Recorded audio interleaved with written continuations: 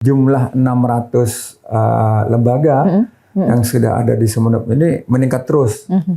Ya, saya targetkan satu cabang ini minimal 2 lah setiap tahun itu bertambah.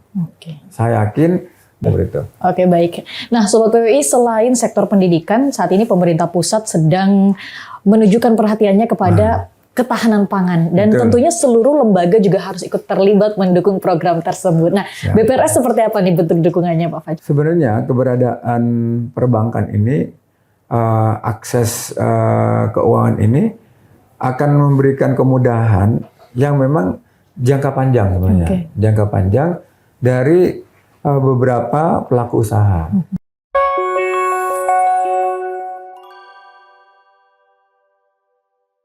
Sobat PWI, literasi keuangan bukan sekedar soal angka atau tabungan, namun dia juga menjadi bekal hidup untuk membangun harapan-harapan dan juga mengambil keputusan bijak sejak dini. Dan tentunya BPRS Bakti Sumekar saat ini semakin memperjelas perannya bahwa mereka tidak hanya membiayai namun juga mendidik, tidak hanya sekedar memberikan dana namun juga membangun ekosistem. Mulai dari peluncuran aplikasi BBS Sekolah hingga dukungan dalam program ketahanan pangan. Tentunya hal itu bermuara dalam satu visi, yakni meningkatkan ekonomi masyarakat Sumeneb. Dan saat ini telah hadir bersama kami, Direktur Utama Bank BPRS Bakti Sumekar. Selamat pagi Bapak Hairul Fajar. Selamat pagi, Assalamualaikum warahmatullahi wabarakatuh. Waalaikumsalam warahmatullahi wabarakatuh. Bapak sehat? Alhamdulillah sehat walafiat. Oke, luar biasa sekali ya. Kesibukan akhir-akhir ini seperti apa Pak Fajar? Ya Alhamdulillah, sampai dengan sini BPRS selalu mengikuti beberapa kegiatan termasuk di pemerintah kabupaten dan beberapa kegiatan di luar ya, termasuk di asosiasi, kemudian di beberapa cabang yang kita kunjungi untuk melakukan pembinaan dan pengawasan. Luar biasa. Dan baru-baru ini bulan April kemarin ya, Bank BPRS Bakti Sumekar secara resmi melaunching salah satu aplikasi digital ya, BBS Sekolah. Nah Bapak, apa sih sebenarnya hal yang mendorong BPRS Bakti Sumekar untuk menghadirkan layanan keuangan berbasis digital untuk lingkungan sekolah, Bapak? Jadi pertama, Alhamdulillah BPRS ini sudah beroperasi kurang lebih 23 tahun ya di Sumeneb. Dan salah satu hal yang kita dorong adalah bagaimana minat menabung, terutama untuk anak-anak pelajar. Sebagaimana pemerintah mendorong melalui Otoritas Jasa Keuangan, anak-anak kita ini memiliki satu rekening, satu pelajar. Satu pelajar memiliki satu rekening. Nah, itulah yang mendorong kita, bagaimana kerjasama dengan Kementerian Agama di Kabupaten Sumeneb dan juga Dinas Pendidikan di Kabupaten Sumeneb. Kita selalu hadir di tengah-tengah lembaga tersebut untuk menjembatani proses dan fungsi bank intermediasi, salah satunya adalah menabung.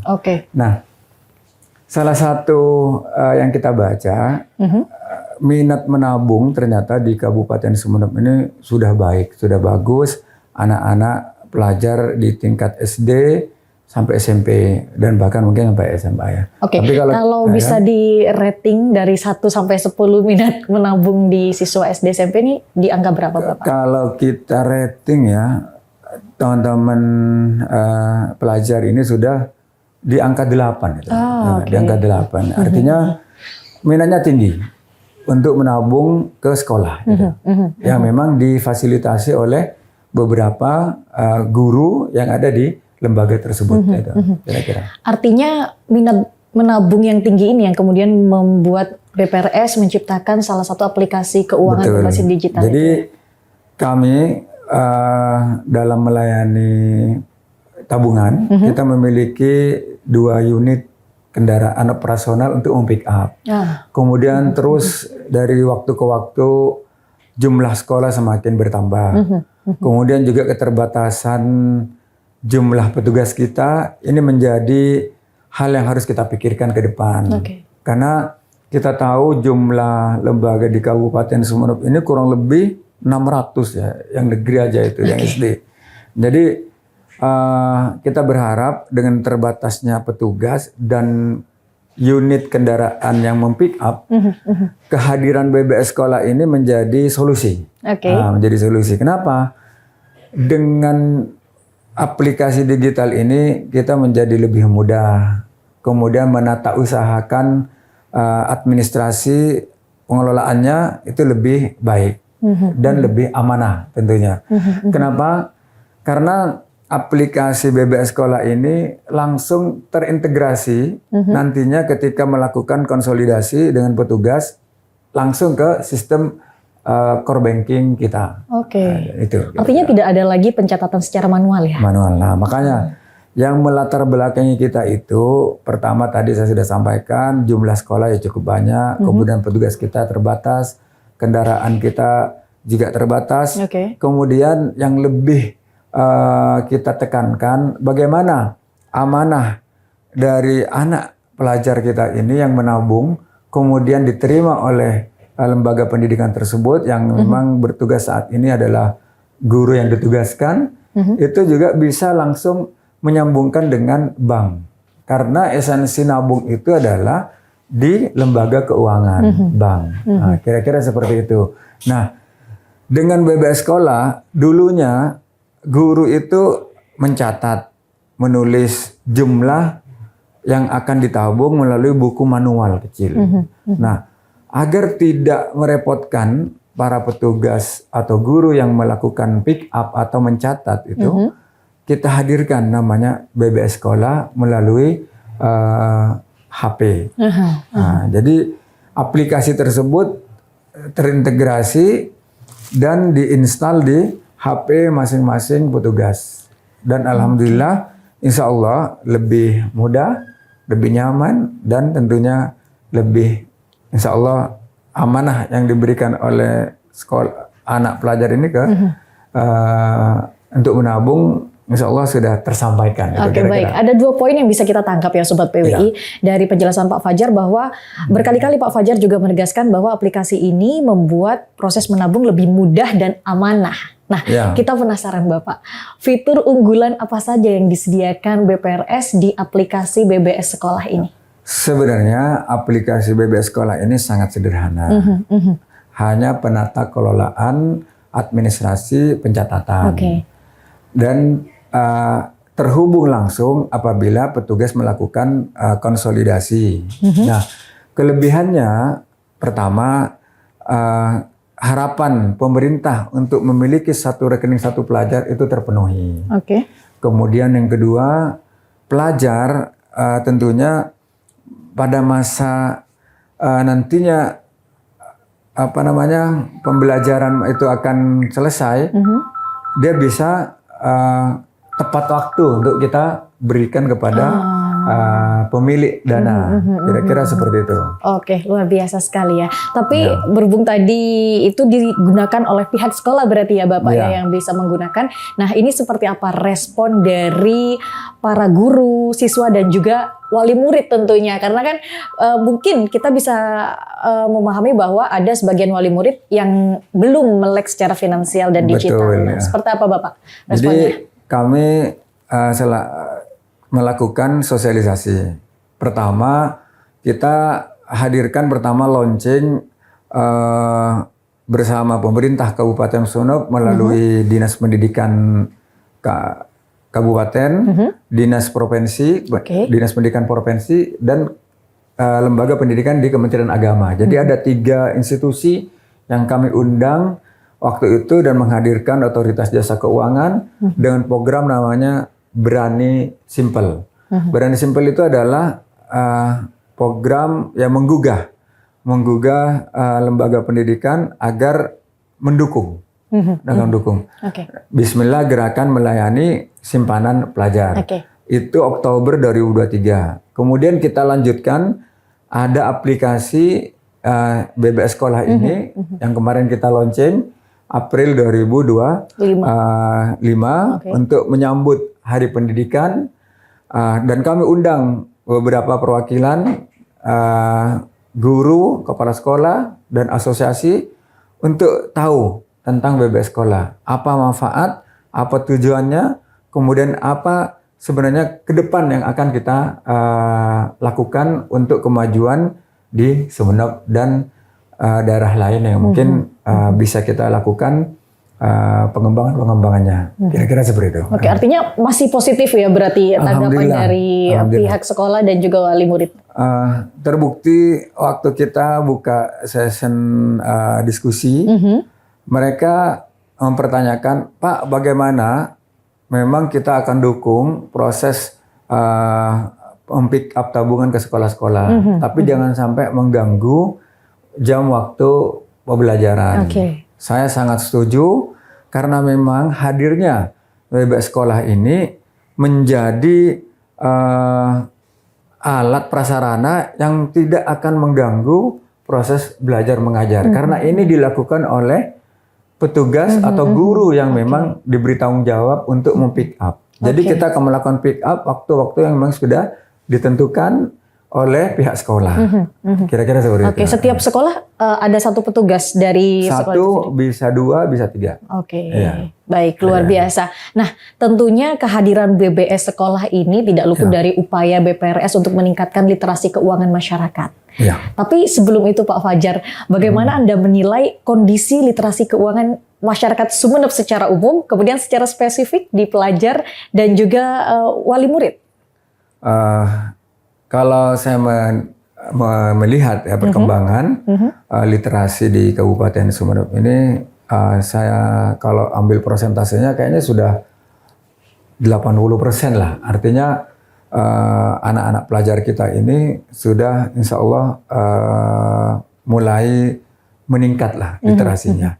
Dan itu terbukti memang literasi semula menurut otoritas ya, itu tahun 2000-an ya, 2020 itu masih di angka 65 Jawa Timur ya. Sekarang sudah meningkat menjadi kurang lebih 80 sekian persen, 85 lah mungkin ya. Sudah artinya sudah cukup baik lah intinya. Tinggal kita akan mengedepankan literasi ini daripada yang memang tingkat penggunaan keuangan ini sudah lebih tinggi daripada literasinya di Jawa Timur. Informasinya inklusi ini kan lebih tinggi dari literasi. Itu. Nah ini yang akan mungkin kita dorong bagaimana pemahaman literasi tidak hanya pada pelajar, tapi juga pada halayak umum. Kira-kira seperti Bapak, itu. ini indikator apa pengukuran literasi keuangan meningkat atau tidak di Sumeneb ini apa saja biasanya? Sementara waktu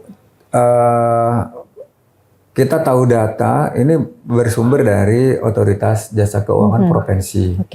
Dan sementara untuk di wilayah kabupaten atau kota, sebenarnya otoritas sudah membentuk TPAKD. TPAKD itu Tim Percepatan Akses Keuangan Daerah.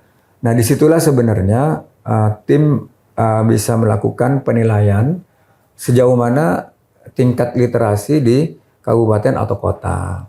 Namun ya, sampai saat ini mungkin kita masih belum tahu dan update ya informasi tingkat literasi di Kabupaten Sumeneb ini sudah sampai di angka berapa. Tapi sebenarnya ini adalah PR yang mungkin harus kita lakukan untuk mengukur Kabupaten Sumeneb ini sudah di tingkat berapa literasi keuangannya. Karena Sumeneb ini ada daratan dan kepulauan. Yang memang menjadi tanggung jawab kita bersama. Mungkin ada tim yang bisa menilai berapa sudah tingkat literasi dan inklusi keuangan di Kabupaten Sumeneb. Tingkat literasi keuangan adakah kaitannya dengan minat menabung tadi itu Bapak? Jadi literasi ini tidak hanya memang pelajar atau umum ini menabung. Literasi ini bagaimana pemahaman masyarakat ya, itu bagaimana bisa memilih untuk melakukan istilahnya pengelolaan keuangan, baik menabung, investasi ataupun mungkin dalam hal kredit atau pembiayaan. Artinya memang betul-betul harus dan wajib dipahami bagaimana ngelola keuangan dengan baik. Karena ini adalah awal dari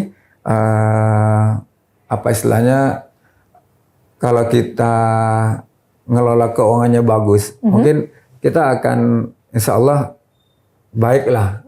Insya Allah baik tanpa ada gangguan. Mungkin harus terbelenggu dengan adanya promosi-promosi kemudahan pinjaman yang akan mengakibatkan nantinya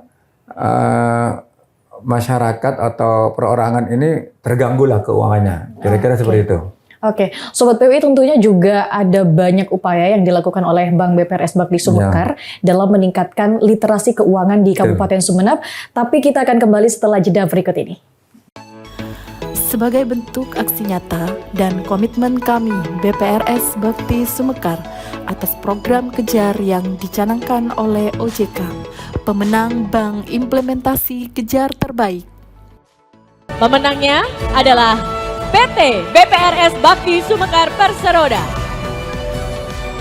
Kami, BPRS Bakti Sumekar, meluncurkan aplikasi terbaru, yaitu BBS Sekolah. BBS Sekolah merupakan layanan menabung tabungan simpel dalam bentuk digital menggunakan smartphone yang digunakan oleh sekolah-sekolah, sehingga tabungan siswa dapat dikelola dengan baik. Untuk melakukan setoran tabungan siswa, caranya sangat mudah, yaitu login ke aplikasi BBS Sekolah. Pilih menu setor, scan kode QR rekening siswa. Setelah tampil data rekening siswa, guru dapat menginput nominal tabungan sesuai dengan yang disetorkan oleh siswa. Nantinya, petugas bank akan melakukan pick up dana ke sekolah. Guru menyerahkan uang dan buku tabungan siswa ke petugas bank.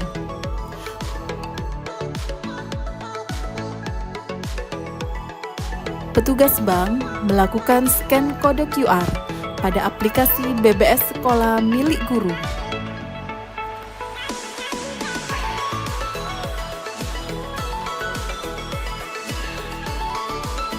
Assalamualaikum warahmatullahi wabarakatuh. Kami dari SMP Negeri 8 Pamekasan. Saya sendiri sebagai koordinator tabungan BPRS Bakti Sumekar di sekolah.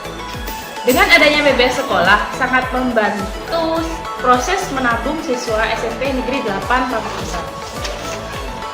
Yang paling saya suka dari BBS Sekolah ini, petugas tidak perlu repot menulis slip store karena sudah menggunakan aplikasi BBS.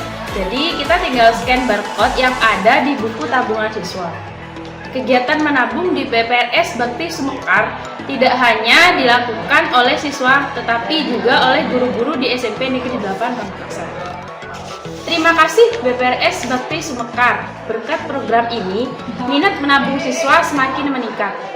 Semoga kerjasama ini akan terus berlanjut untuk meningkatkan pembiasaan gemar menabung di SMP Negeri 8 Pamekasan. Assalamualaikum warahmatullahi wabarakatuh. BBS Sekolah BPRS Bakti Sumekar, simpel dan mudah dalam pengelolaannya, aman dan terjamin. BBS Sekolah BPRS Bakti Sumekar. Simpel, mudah, aman.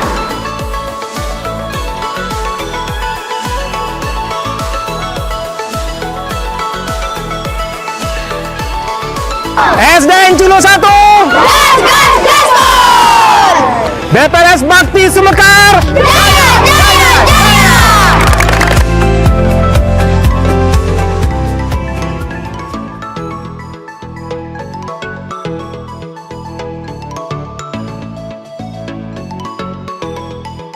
Terima kasih Sobat PW, masih bersama saya Wildan dan kami masih bersama dengan Direktur Utama Bank BPRS Bakti Sumekar, Pak Hairil Fajar. Pak Fajar, ada banyak sekali upaya dari Bank BPRS Bakti Sumekar tentunya untuk meningkatkan literasi keuangan dan inklusi keuangan di Kabupaten Sumeneb. Ini bolehkah disebutkan apa saja upaya yang sudah dilakukan sejauh ini? Jadi kami telah melakukan penjadwalan kepada petugas untuk melakukan proses sosialisasi literasi ke masyarakat. termasuk menabung ke sekolah-sekolah, kemudian juga kita sudah juga menugaskan beberapa petugas ke pasar tradisional untuk memastikan mereka tahu apa dan bagaimana akses permodalan, termasuk ya tentunya kita mempromosikan BPRS, kemudian juga ke kelompok pengajian, misalnya organisasi keagamaan. Beberapa waktu lalu kita dengan Muslimat, kemudian dengan organisasi pemuda Muhammadiyah itu waktu yang lalu, termasuk juga beberapa kolaborasi yang kita lakukan, kegiatan bersama antara lembaga yang memang ditugaskan OJK di Kabupaten Sumeneb ini. Kita berkolaborasi. Waktu itu kita dengan mahasiswa, kemudian juga kita ke lembaga pesantren ya, pesantren di Pamekasan itu mengedukasi bagaimana sebenarnya kerjasama dan literasi keuangan itu kita optimalkan, masuk ke dunia-dunia pesantren. Bahkan memang beberapa pesantren ini mengharap sebenarnya mereka ada semacam kartu ATM santri itu misalnya, atau pengembangan mungkin bisa ada ATM di lembaganya. Itu kira-kira agar untuk memberikan kemudahan, dan itu kita masih memang melakukan sosialisasi dan pengembangan untuk akses ATM. Memang sementara waktu kami bisa hanya memberikan informasi kalau memang belum bisa memberikan fasilitas tersebut, dan hanya bisa diakses di beberapa kantor yang sudah tersedia. Itu seperti itu kira-kira. Kalau untuk di wilayah kepulauan sendiri, kata kita tahu ya Sumeneb juga ada daratan dan kepulauan. Seperti apa Pak? Jadi gini, kemarin teman-teman sudah dijadwalkan juga berkunjung ke kepulauan cabang kita, dan alhamdulillah saya juga langsung ke Masa Lembu ya, ke Masa Lembu, dan di situ saya sangat melihat alhamdulillah satu-satunya bank yang hadir di Kecamatan Masa Lembu yang jaraknya itu jarak tempuhnya kurang lebih 14 jam ya, dari Pelabuhan Kalianget ke Masa Lembu, dan tidak ada bank lain di sana, dan hanya ada BPRS. Nah, kita buka kerjasama dengan keagenan. Nah, jadi di Masa Lembu itu kita buka agen. Kalau kita punya ini produk gadai emas ya. Jadi kita kerjasama dengan toko emas sebagai agen. Nah, itu pemberian fasilitas pembiayaan. Itu salah satu yang mungkin saya anggap ini luar biasa. Artinya sudah membangun kerjasama dengan beberapa toko, lembaga yang memang jadi keagenan kita seperti itu. Dan itu juga mungkin di kepulauan lain seperti Sapeken. Bahkan di Sapeken itu yang saya dapatkan dari teman-teman, ada beberapa toko yang sudah bisa melakukan pembayaran non tunai. Jumlah 600 lembaga yang sudah ada di Sumeneb ini meningkat terus. Ya, saya targetkan satu cabang ini minimal 2 lah setiap tahun itu bertambah. Saya yakin dengan jumlah 30 jaringan kantor kita yang ada tersebar di Sumeneb dan Pamekasan, ini akan menambah 2 setiap tahunnya, sudah luar biasa lah. Bapak, itu tadi adalah tantangan di lingkup sekolah atau pelajar ya. Kalau misalkan masyarakat secara umum? Nah, kalau masyarakat ini sebenarnya tantangannya saat ini saya lihat bagaimana sebenarnya mereka ini tidak terpengaruh terhadap promosi-promosi pinjaman yang memudahkan. Nah itu. Nah, jadi sekali akses, nah itu yang tantangannya. Sebenarnya kami melakukan sosialisasi ini memang banking minded, bahwa kalau ada usaha baru bisa akses permodalan. Karena kalau dasarnya usaha itu jujur kita sampaikan bagaimana nanti kita berpikir usaha kita terus tumbuh dan survive. Itu kira-kira. Nah, karena kalau kemudahan akses pinjaman ini dibaca adalah sebuah istilahnya kemudahan yang mudah diakses. Ini saya khawatir nantinya pengolahan keuangannya tidak bagus nanti itu kira-kira.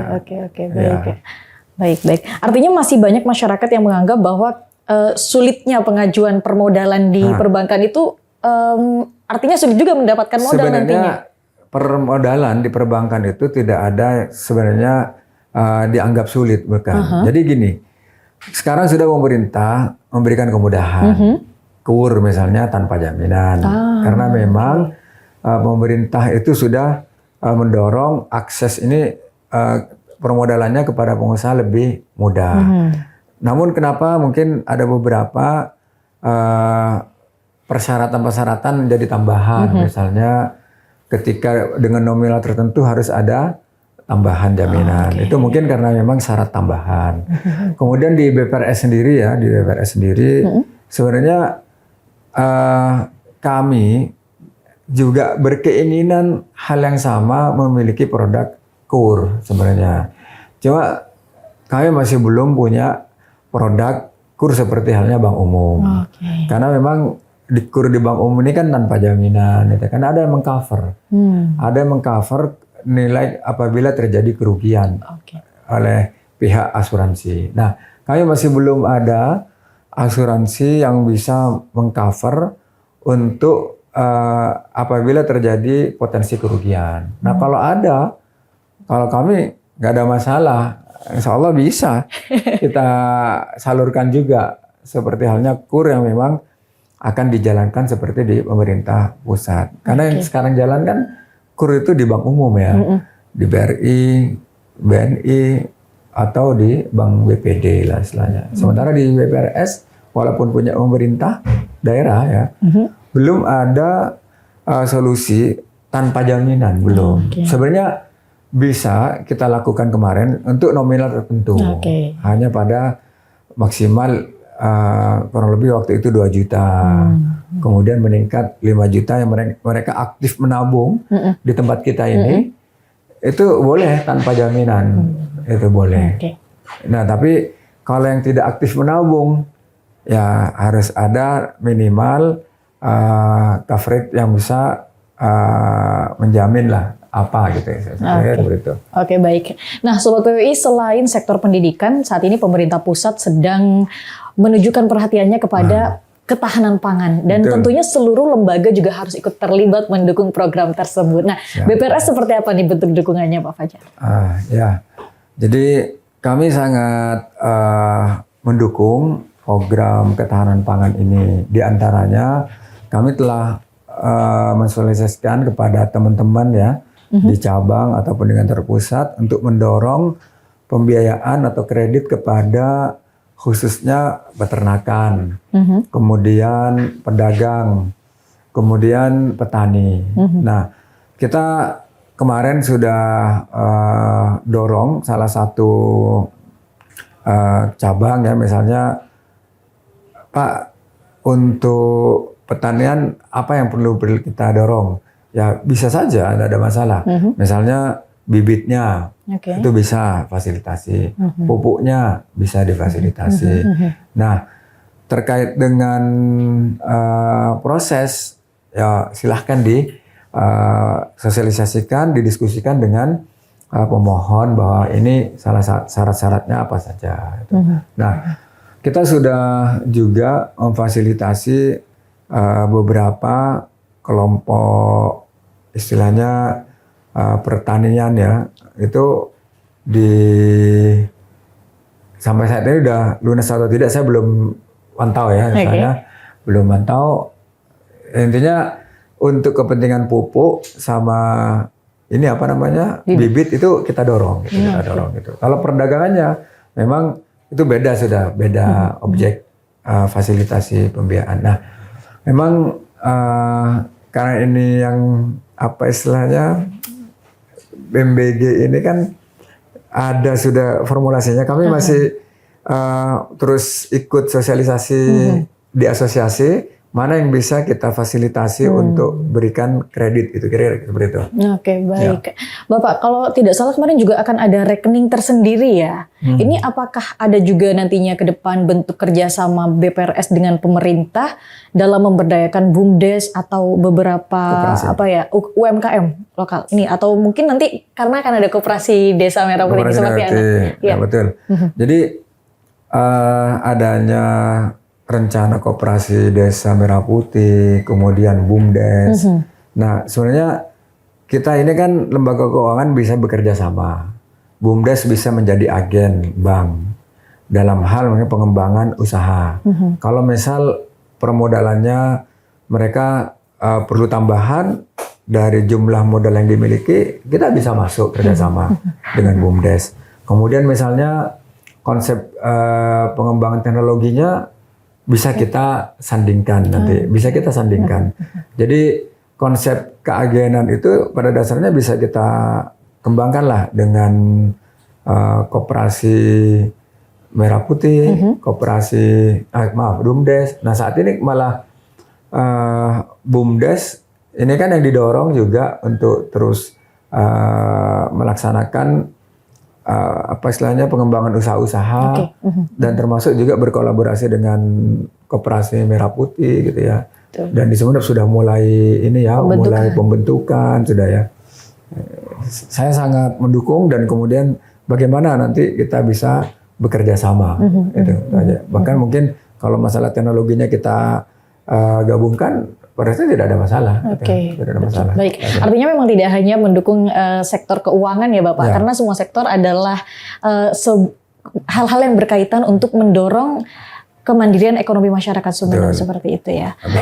Sekarang pertanyaan terakhir sebelum nantinya closing statement Pak Fajar, bagaimana Anda menjelaskan peran dan komitmen Bank BPRS Bakti Sumekar untuk terus mendorong masyarakat agar lebih mandiri secara ekonomi dan melek finansial?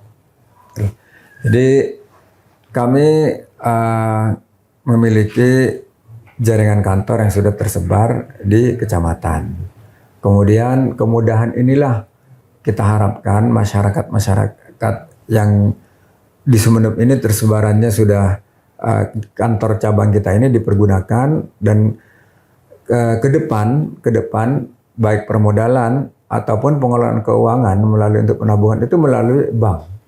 Karena kita harapkan ekonomi ini terus berkesinambungan dan berkelanjutan, terus tumbuh. Nah, artinya kenapa? Kita punya produk baik menghimpun dana ataupun penyaluran dana yang bisa kita kolaborasikan dengan pengembangan usaha baik di lembaga keuangan operasi atau BUMDes ataupun usaha-usaha sektorial yang memang ada di masyarakat. Nah, harapannya ke depan setiap pengelolaan keuangan dan transaksi keuangan itu harus terintegrasi dengan bank. Nah, salah satu contoh kami menyampaikan bagaimana integrasi keuangan baik BUMDes atau desa itu terintegrasi dengan BPRS sehingga nantinya konsep transaksi itu betul-betul nanti non tunai. Non tunai itu bisa menggabungkan bagaimana yang betul-betul usaha ini eksis dan tidak itu sebenarnya. Jadi akan terbaca. Memang sebenarnya keberadaan perbankan ini akses keuangan ini akan memberikan kemudahan yang memang jangka panjang sebenarnya, jangka panjang dari beberapa pelaku usaha. Kalau pelaku usaha tidak punya transaksi keuangan di bank sebenarnya pada dasarnya tidak ada masalah. Cuma jangka panjangnya itu lebih baik dengan bank. Kenapa? Dia akan terakses lebih mudah untuk melakukan transaksi. Itu sebenarnya itu sih ke depannya. Oke, baik. Kami beri waktu untuk menyampaikan closing statement. Pak Fajar. Terima kasih untuk kesempatannya pada kesempatan ini. tentunya kami BPRS Bakti Sumekar berharap pertumbuhan ekonomi di Kabupaten Sumeneb ini dan khususnya di Sumeneb dan Madura terus tumbuh melalui literasi keuangan yang sudah baik, kemudian tentunya bagaimana sektor-sektor dan pelaku usaha ini terus dapat beriringan dengan bank, khususnya Bank BPRS sebagai milik pemerintah Kabupaten Sumeneb yang tentunya harus kita dorong untuk terus memberikan kontribusi kepada pemerintah. Tentunya alhamdulillah 20 tahun berjalan dan beroperasinya BPRS Bakti Sumekar ini sudah memberikan kontribusi kepada pemerintah baik melalui PAD maupun kewajiban-kewajiban lainnya seperti halnya kita berkontribusikan pajak kepada negara ini sudah alhamdulillah sehingga tentunya semakin masyarakat ini dekat atau transaksi kemudian menjadi nasabah BPRS Bakti Sumekar, insya Allah menjadi pendorong pertumbuhan ekonomi di Kabupaten Sumeneb. Itu kira-kira. Oke, baik, terima kasih closing statement yang luar biasa. Itu dia tadi Sobat PWI bincang-bincang kita bersama dengan Direktur Utama Bank BPRS Bakti Sumekar, Pak Heru Fajar. Terima kasih banyak atas kehadirannya di PWI Talk. Dan semoga kita bisa berjumpa ya Bapak di lain waktu dan lain isu tentunya. Tentunya ya. Oke. Insya Allah. Baik, terima kasih juga untuk Anda Sobat PWI karena telah setia menyaksikan program PWI Talk bersama saya Wildan. Demikian kami pamit undur diri. Wassalamualaikum warahmatullahi wabarakatuh.